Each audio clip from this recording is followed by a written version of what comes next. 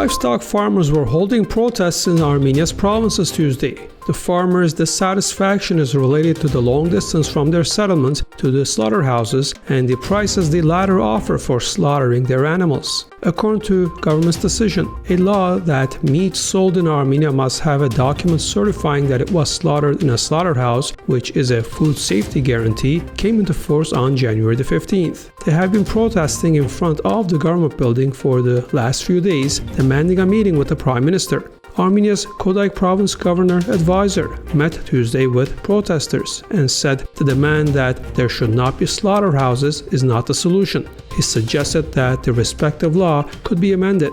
The farmers agreed to wait for the governments to discuss the matter.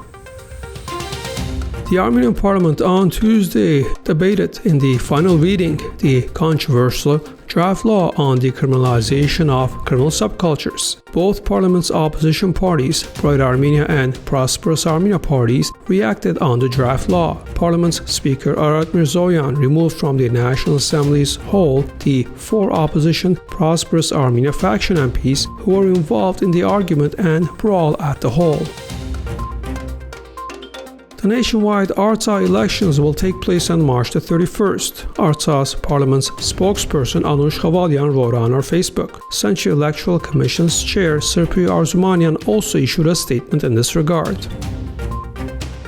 The lawyers of Armenian ex-president Robert Kocharyan and former Deputy Prime Minister Armen Gevorkyan were not present during the trial today. According to Judge Anna Danibekyan, lawyers said in a statement that the court did not respond properly to the threat voiced on January the 9th. Thus, today's trial has been rescheduled for February the 4th. Bedros Bedrosyan, prosecutor for the case, in his turn, told reporters that he does not think the representative of the injured party had made a threat.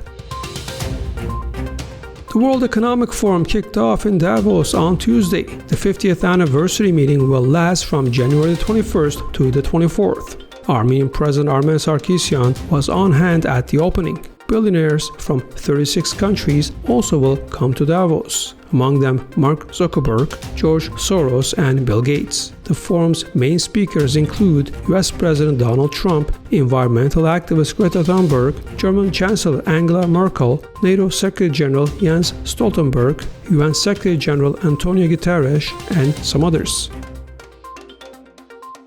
The second preliminary report of the Iranian Civil Aviation Organization about the crash of the Ukrainian plane indicates that the plane was shot down by 2 short-range ground-to-air missiles. According to the report, the plane took off from Tehran at 6:12 a.m. local time and lost all contact with air traffic control at the 801,000 feet. The aircraft moved past a residential area and its first physical contact with the ground was at a public park. The plane was torn apart as it moved through a football pitch. The death toll from the Chinese coronavirus has increased as the 4th person has died. The first death from this virus was recorded on January the 11th. A total of 198 cases of infection with the new virus were registered in Wuhan. 25 were discharged from hospitals. The World Health Organization plans to hold an emergency meeting on January the 22nd to develop combat recommendations.